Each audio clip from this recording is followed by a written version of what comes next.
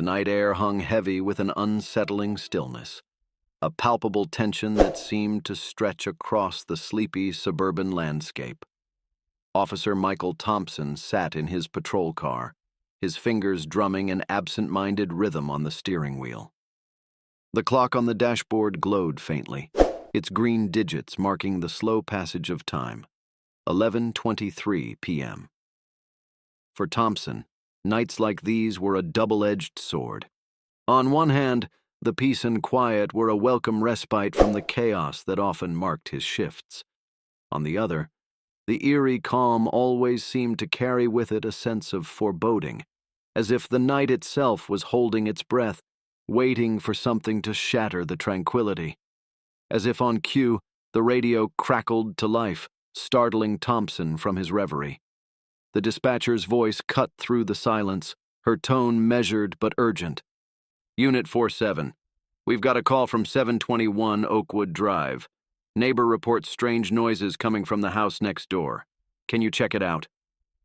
Thompson felt a familiar surge of adrenaline course through his veins. Copy that. Dispatch. I'm on my way. He flicked on his lights but left the siren off, not wanting to disturb the neighborhood any more than necessary. As he navigated the quiet streets, his mind raced through the possibilities. Strange noises could mean anything from a simple domestic dispute to something far more sinister. The streets seemed to blur together as he drove, each turn bringing him closer to his destination. The houses here were larger, set back from the road with well-manicured lawns and towering trees that cast long shadows in the moonlight. As he approached Oakwood Drive, Thompson couldn't shake the feeling that something was off. He pulled up to the address in question, killing the engine and sitting for a moment to observe. The house loomed before him, a massive structure of brick and timber that seemed to absorb the surrounding darkness. No lights shone from within, and the windows stared back at him like blank, lifeless eyes. Thompson stepped out of his car, the cool night air biting at his exposed skin.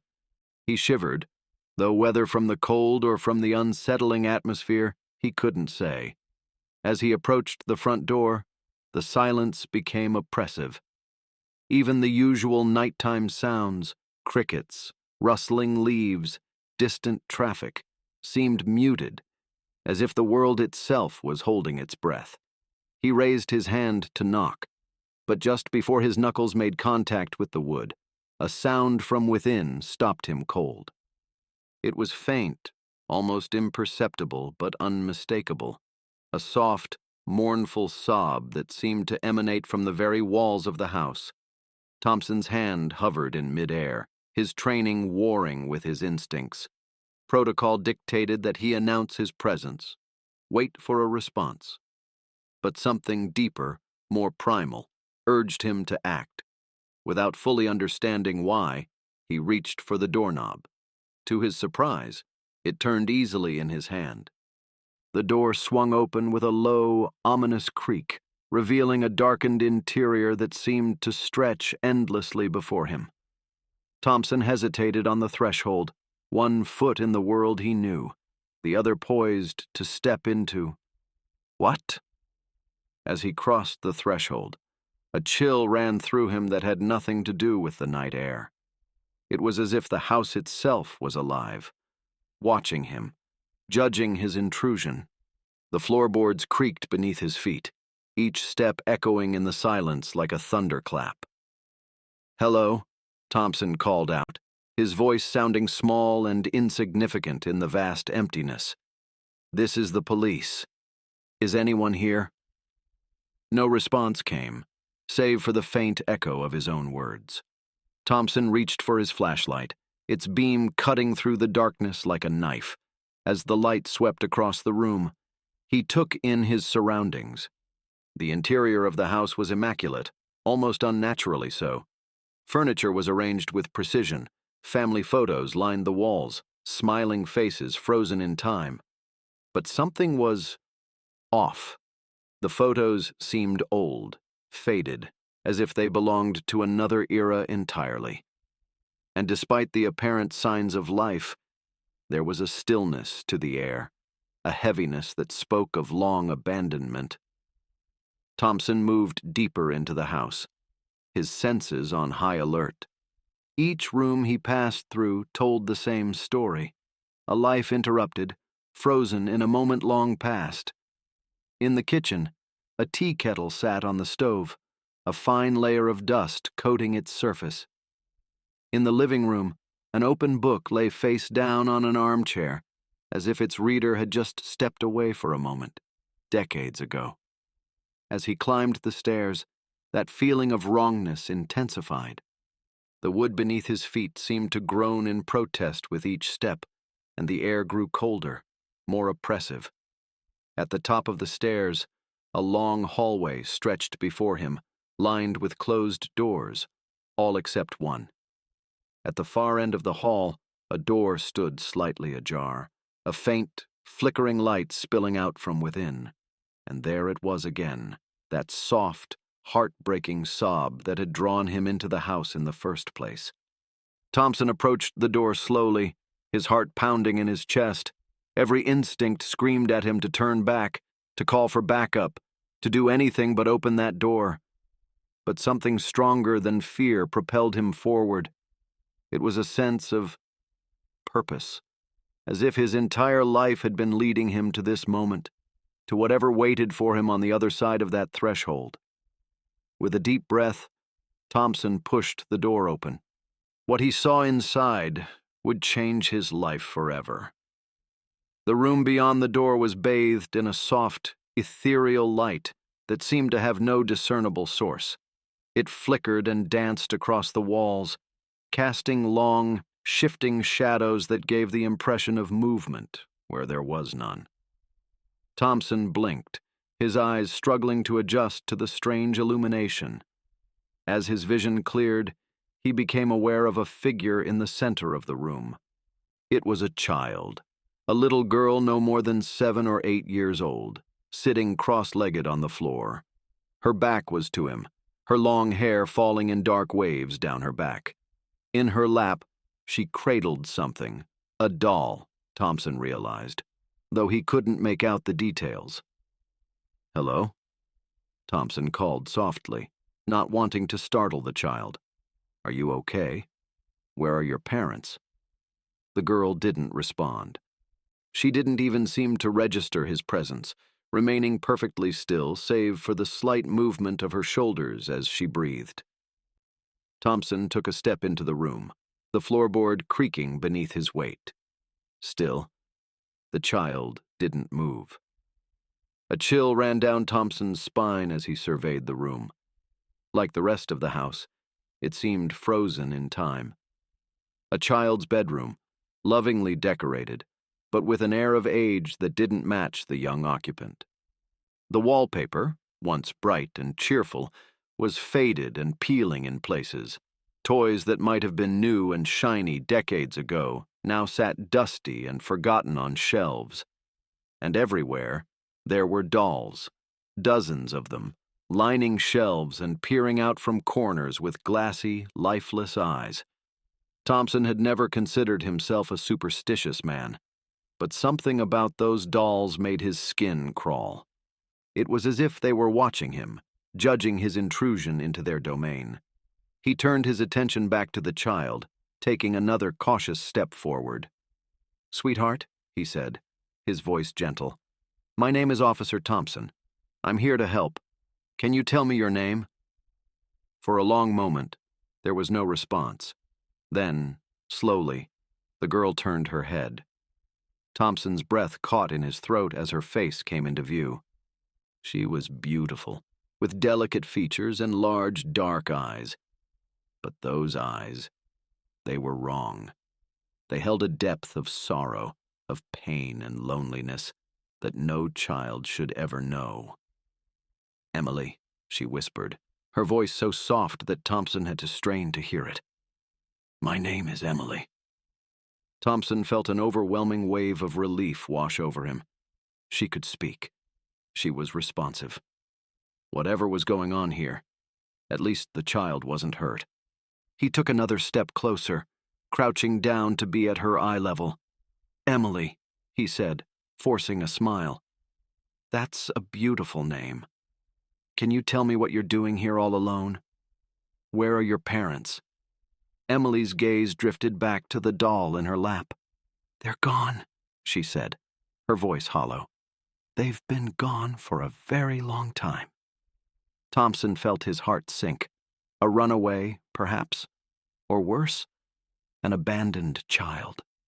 He glanced around the room again, looking for any clues that might shed light on the situation. His eyes fell on a framed photograph on the bedside table, and he felt his blood run cold. The photo showed a family, mother, father, and a little girl who was unmistakably Emily. They were smiling, happy, the picture of a perfect family. But the clothes they wore, the hairstyles, even the quality of the photograph itself, it all spoke of a time long past. 50 years, at least. Maybe more. Thompson turned back to Emily, his mind reeling. "Emily," he said slowly, "how long have you been here?" The girl looked up at him, her eyes seeming to peer into his very soul. "Forever," she whispered. "I've been here forever." As if her words had broken some sort of spell, the atmosphere in the room suddenly changed. The air grew heavy, oppressive, and Thompson felt a weight settle on his chest. It was as if all the sorrow, all the loneliness that permeated this place was suddenly pressing down on him. He tried to speak, to move, but found himself frozen in place. Emily continued to stare at him, her eyes growing larger, darker, seeming to fill his entire field of vision. And then, without warning, she began to cry. It wasn't the soft sob he had heard earlier. This was a wail of pure anguish, a sound of such profound grief that it seemed to shake the very foundations of the house. Thompson felt his own eyes begin to water, tears streaming down his face unbidden. He collapsed to his knees, overwhelmed by a sadness so deep, so all-encompassing, that it threatened to consume him entirely. In that moment, he understood. Emily wasn't just a lost child. She was something else entirely, a remnant, an echo of a tragedy so profound that it had left its mark on the very fabric of reality. As Thompson knelt there, racked with sobs he couldn't control, he realized that his life would never be the same. He had crossed a threshold, not just into this house, but into a world he never knew existed. A world where the lines between past and present, between life and death, were blurred beyond recognition, and somewhere in the depths of his mind, a small voice whispered that this was only the beginning. As Thompson knelt on the floor, his body racked with sobs he couldn't control, the world around him began to shift and blur. The edges of reality seemed to waver, like heat rising from sun-baked asphalt. He blinked, trying to clear his vision, but the distortion only intensified. Emily's wail had subsided to a soft whimper, but the sound seemed to come from everywhere and nowhere at once. Thompson forced himself to focus on her, to anchor himself in the midst of this surreal experience. As he did, he noticed something that made his blood run cold. Emily was changing. One moment, she was the solid, corporeal child he had first encountered. The next, she seemed to flicker and fade, becoming translucent, almost ghostly. Her form wavered between these states, as if she existed in two worlds simultaneously and couldn't quite decide which one to inhabit. "Emily," Thompson managed to choke out, his voice hoarse from crying. "What's happening? What are you?" The girl's eyes met his, and in them he saw an age and wisdom that belied her youthful appearance. "I am memory," she said, her voice echoing strangely in the room. "I am sorrow. I am the story that was never told." As she spoke, the room around them began to change. The faded wallpaper peeled away, revealing glimpses of other times, other moments. Thompson saw flashes of a happy family. Emily, younger, laughing as her father swung her in circles. He saw a mother's loving smile, heard echoes of joyful conversation and the simple, everyday sounds of a life well lived. But these happy images were fleeting, quickly replaced by darker scenes. Arguments, tears, a father walking out the door with a suitcase in hand, a mother, hollow-eyed and gaunt, staring out a window for hours on end. And always, always, there was Emily, watching, waiting, her world growing smaller and more isolated with each passing day. Thompson felt each of these moments as if they were his own memories. The joy, the love, the heartbreak, the despair. All of it washed over him in waves, threatening to drown him in their intensity. He gasped for air, feeling as if he were being pulled under by the tide of Emily's past. Why? He managed to ask, the single word encompassing all the questions swirling in his mind. Why this house? Why him? Why now? Emily's form solidified once more, and she fixed him with a gaze that seemed to peer into his very soul. Because you can understand, she said simply. Because you, too, know what it is to be lost. The words hit Thompson like a physical blow.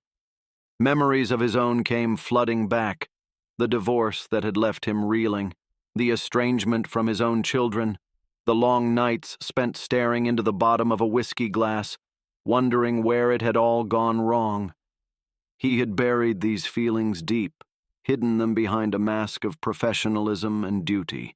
But here, in this room that existed outside of time, there was nowhere left to hide. I don't understand, Thompson said, his voice breaking. What do you want from me? Emily's expression softened, a look of profound compassion crossing her features. Not from you, she said gently. For you. For all of us who have been forgotten.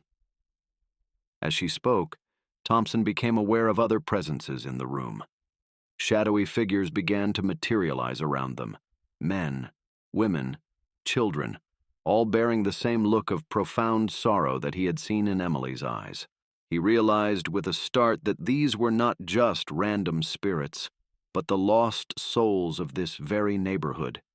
People whose stories had been left untold, whose pain had gone unacknowledged. The weight of their collective grief was almost unbearable. Thompson felt as if he were being crushed beneath it, his very essence threatening to be snuffed out by the sheer magnitude of their sorrow. But just as he thought he couldn't take any more, something shifted. Emily reached out, her small hand touching his. At her touch, a warmth began to spread through him, pushing back the cold despair that had threatened to consume him. The other spirits drew closer, and with each one that approached, Thompson felt a piece of their story, their life, their essence, flow into him. It was overwhelming, this influx of emotions and memories, but it was also healing. As each spirit shared its burden with him, Thompson felt something within himself begin to mend. The broken pieces of his own heart, the wounds he had carried for so long, began to knit themselves back together. He understood then what Emily had meant. This wasn't just about the ghosts, the lost souls of the past. It was about him, too. About all those who carried the weight of unresolved pain, of stories left untold. As this realization washed over him, the room began to brighten. The oppressive atmosphere lifted, replaced by a sense of peace, of resolution. The spirits around him began to fade, their faces peaceful now, unburdened. Soon, only Emily remained. She smiled at him, a true smile that lit up her entire being. "Thank you," she said softly, "for listening, for understanding." And then, in a blink, she was gone. Thompson found himself alone in the room, which now looked exactly as it had when he first entered. Old, dusty, but no longer filled with the palpable sense of sorrow that had permeated it before. He stood on shaky legs, his mind reeling from the experience. As he made his way out of the house, he knew that his life had been irrevocably changed. He had been given a gift, but also a responsibility. The weight of the stories he had witnessed, the lives he had touched, settled on his shoulders. But it wasn't a burden. It was a purpose.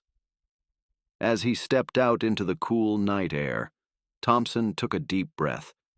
For the first time in years, he felt truly alive, truly present. And he knew, with a certainty that ran bone deep, that his real work was just beginning. The days following Thompson's encounter at the haunted house passed in a blur of confusion and introspection. He went through the motions of his daily routine, patrolling the streets, filing reports, attending briefings, but his mind was elsewhere, constantly replaying the events of that night. At first, he tried to rationalize what had happened. Maybe it was all a vivid hallucination brought on by stress, lack of sleep, or some noxious fumes in that old house. But deep down, he knew the truth. The weight of the experiences he'd shared, the emotions he'd felt, were too real, too profound to be dismissed so easily. As he drove through the familiar streets of his beat, Thompson found himself seeing the neighborhood with new eyes. Every house, every street corner seemed to hold the potential for untold stories, for echoes of lives lived and lost. He began to notice details he'd overlooked before. The abandoned house with overgrown weeds that nobody ever seemed to talk about. The elderly woman who always sat alone by her window. The playground that fell silent at odd hours of the day.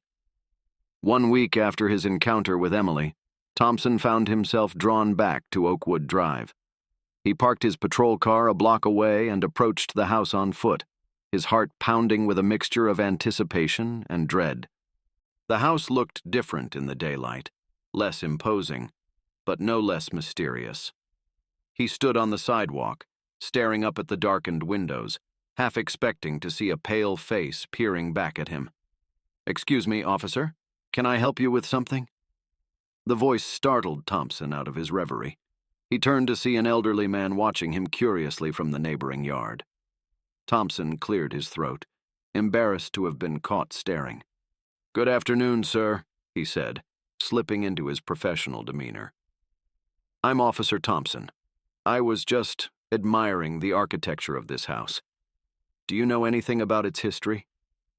The old man's eyes lit up, and he hobbled closer to the fence separating the properties. "Oh, that old place.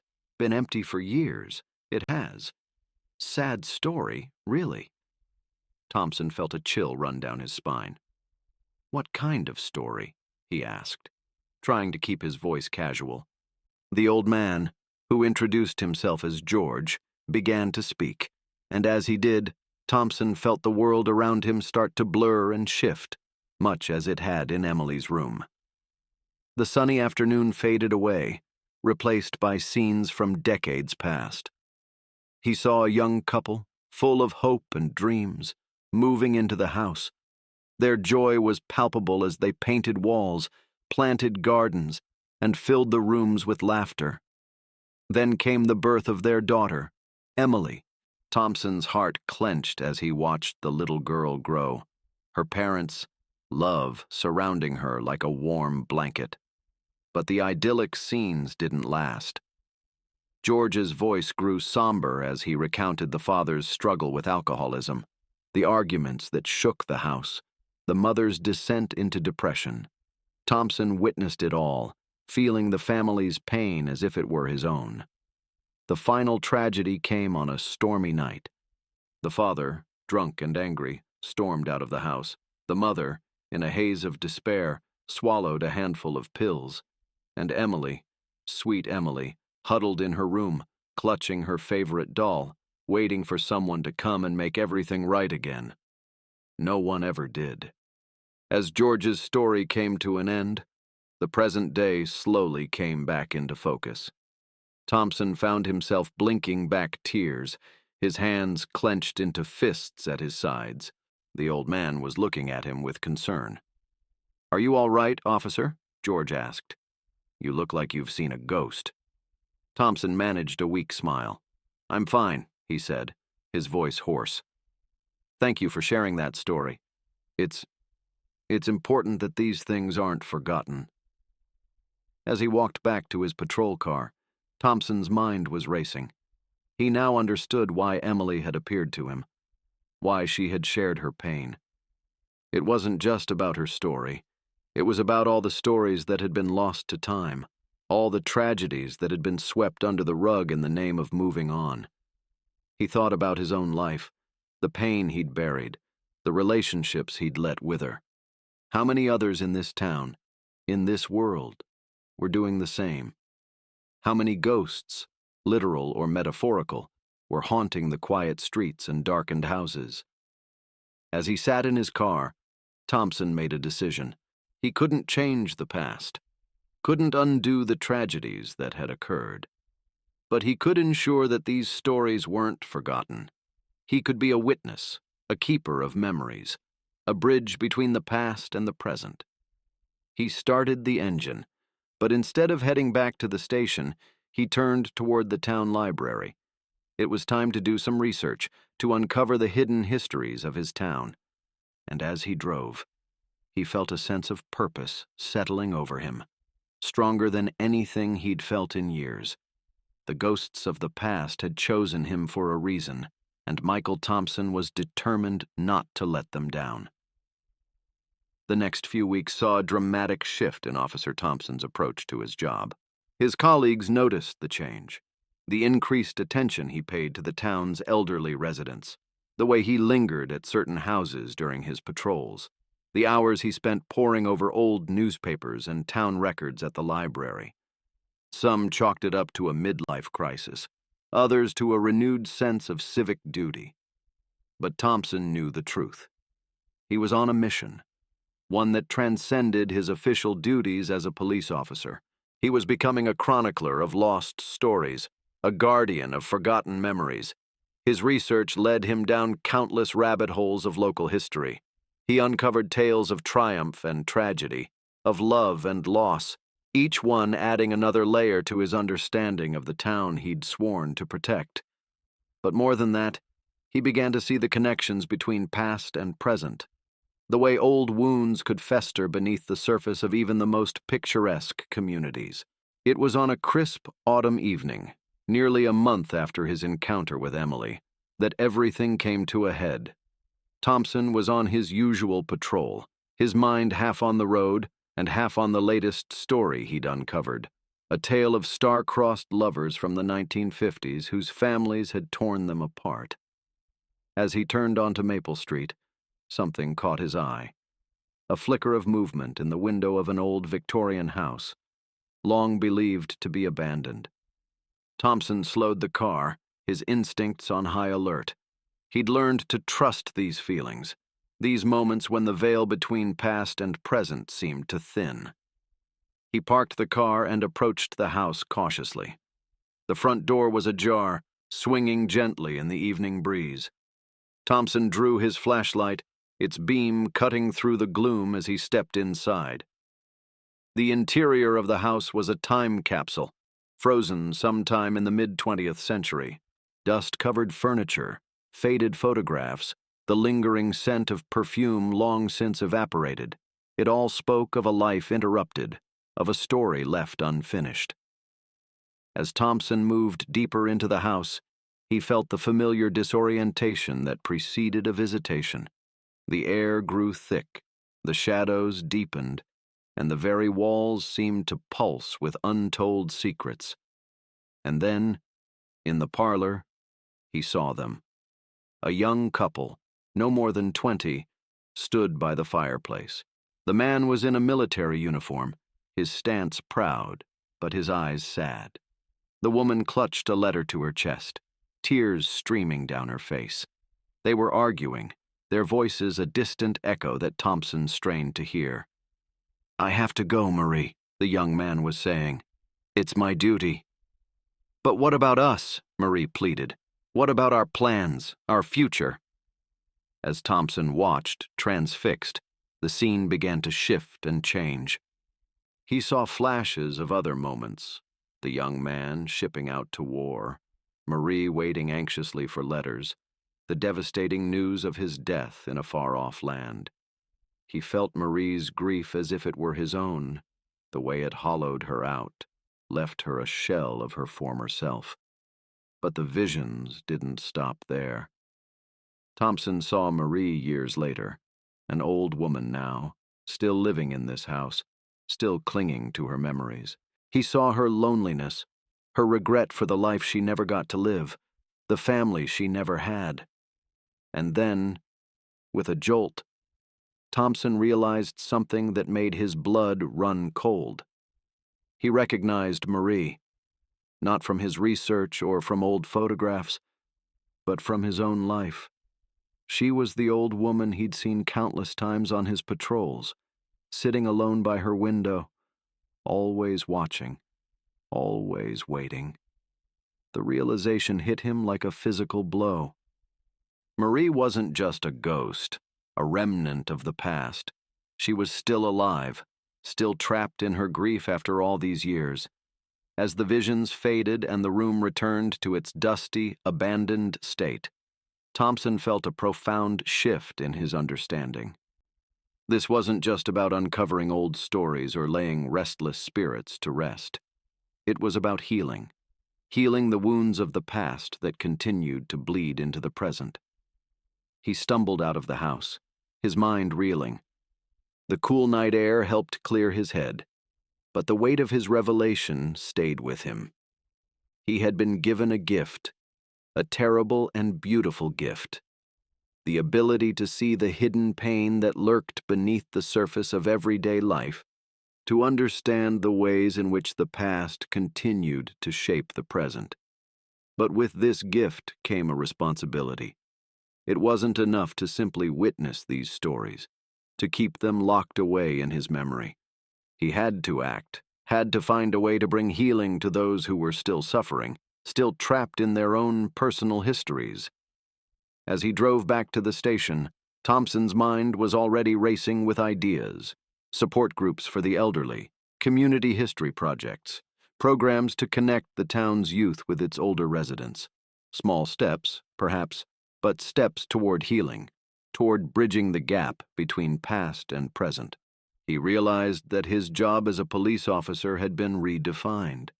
Yes, he would still protect and serve in the traditional sense, but now he had a higher calling, to be a guardian not just of public safety, but of the town's collective memory, its shared history of joy and pain. As he pulled into the station parking lot, Thompson felt a sense of purpose stronger than anything he'd experienced in years. The ghosts of the past had chosen him for a reason, and he was determined to honor their trust, to use his newfound understanding to bring light to the shadows of history, to help heal the wounds that time alone could not mend. The real work, he knew, was just beginning.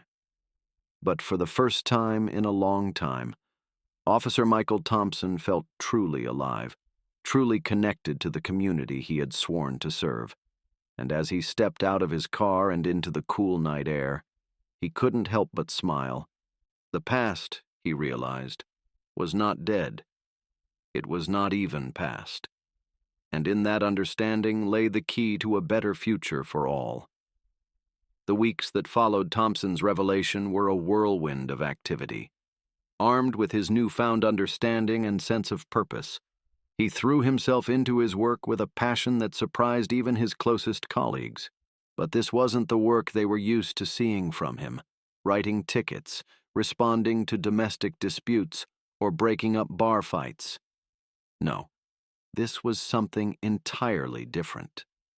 Thompson began by reaching out to Marie, the elderly woman he'd seen in his vision. Their first meeting was awkward. filled with long silences and wary glances. Marie was suspicious of this sudden interest from a police officer she'd seen patrolling her street for years, but had never spoken to. But Thompson was patient, sharing small pieces of his own story, building a bridge of shared experience and understanding. As the days passed, Marie began to open up. She shared her memories of her lost love, the life she'd dreamed of having, the years of loneliness and regret that had followed. Thompson listened with a compassion born of his own experiences, both personal and supernatural. And as he listened, he began to see the faintest glimmer of life return to Marie's eyes. Encouraged by this small success, Thompson expanded his efforts. He organized a community history project, inviting elderly residents to share their stories and memories. At first, attendance was sparse, just a handful of curious seniors and a few bored teenagers fulfilling community service requirements. But as word spread, the gatherings grew. Thompson watched in amazement as connections formed across generations. A teenager discovered that his great-grandfather had worked alongside an elderly neighbor in the town's old factory. A middle-aged woman learned that her mother's best friend from high school was still alive and living just a few blocks away. Stories that had been buried for decades came to light, bringing with them laughter, tears, and a deep sense of shared history. But it wasn't all smooth sailing. As more stories emerged, so too did old conflicts and buried resentments. Thompson found himself mediating disputes that had their roots in events from half a century ago. He navigated delicate family dynamics, helped heal old wounds, and sometimes simply provided a sympathetic ear for those who needed to unburden themselves of long-held secrets. Through it all, Thompson continued to experience visitations from the town's ghostly residents. But now, instead of feeling overwhelmed or frightened by these encounters, he welcomed them. Each spectral visitor brought with them another piece of the town's history, another story to be told, another wrong to be righted. One particularly memorable encounter came on a stormy night in late autumn. Thompson was working late at the station, poring over old case files, when he felt the familiar chill that signaled a supernatural presence. He looked up to see a young man in a 1960s-style leather jacket, his form flickering like a faulty television signal. The ghost introduced himself as Johnny, a teenager who had died in a motorcycle accident in 1968.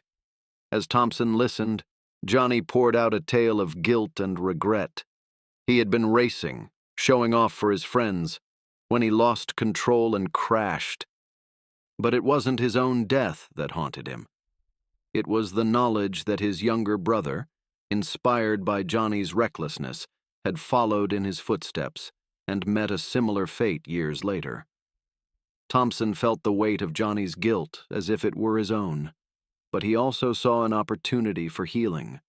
Over the next few weeks, he tracked down Johnny's surviving family members, now elderly themselves, and gently broached the subject of the long-ago tragedies. It wasn't easy. Old griefs were dredged up, painful memories revisited. But as the family began to talk, to share their memories of Johnny and his brother, a sense of catharsis emerged. On a crisp December morning, Thompson stood with Johnny's sister and elderly mother at the town cemetery. As the two women laid flowers on the long-neglected graves, Thompson felt Johnny's presence one last time. The ghostly teenager smiled, mouthed a silent "thank you," and faded away, finally at peace. This pattern repeated itself over and over. With each story uncovered, each wrong righted, Thompson felt the town's spiritual landscape shift. The oppressive weight of unresolved history began to lift, replaced by a growing sense of community and shared purpose. But the changes weren't just spiritual. As people began to connect with their town's history and with each other, tangible improvements followed. Volunteers came forward to restore historic buildings. Community gardens sprang up in once-neglected lots. A group of teenagers, inspired by the stories they'd heard, started a local history podcast that gained a surprising following. Thompson watched all of this with a sense of awe and humility. He knew that he had been the catalyst for these changes, but the true power lay in the stories themselves, in the connections they fostered, in the healing they brought. As winter settled over the town, Thompson found himself reflecting on the incredible journey of the past few months. He thought of Emily, the ghostly child whose sorrow had started him on this path. He thought of Marie, slowly emerging from her shell of grief and loneliness. He thought of Johnny, finally at peace after decades of guilt. And he thought of himself, the broken, disillusioned man he had been before that fateful night, and the person he had become. He wasn't naive enough to think that all the town's problems had been solved, or that every ghost had been laid to rest. But he knew, with a bone-deep certainty, that healing had begun. As he stood on the steps of the police station, watching the first snowflakes of the season drift down, Thompson felt a profound sense of gratitude. The past had chosen him as its messenger, its guardian, and in accepting that role, he had found his own redemption. The ghosts of the past still walked the streets of the town, but now, thanks to Officer Michael Thompson, their stories were being told, their lessons learned, their presence acknowledged. And in that acknowledgement lay the seeds of a brighter future for all. As the new year dawned, Officer Michael Thompson found himself standing at a crossroads. The events of the past few months had transformed him in ways he was still struggling to fully comprehend. His work with the town's hidden histories and spectral residents had given him a new sense of purpose, but it had also placed him increasingly at odds with the traditional expectations of his role as a police officer. His superiors had noticed the change in him. While they appreciated his increased community engagement, they were concerned about the amount of time he was spending on what they saw as peripheral activities. There were murmurs about his mental health, whispered concerns about his fitness for duty. Continue where you left off, and close Thompson knew he had a choice to make.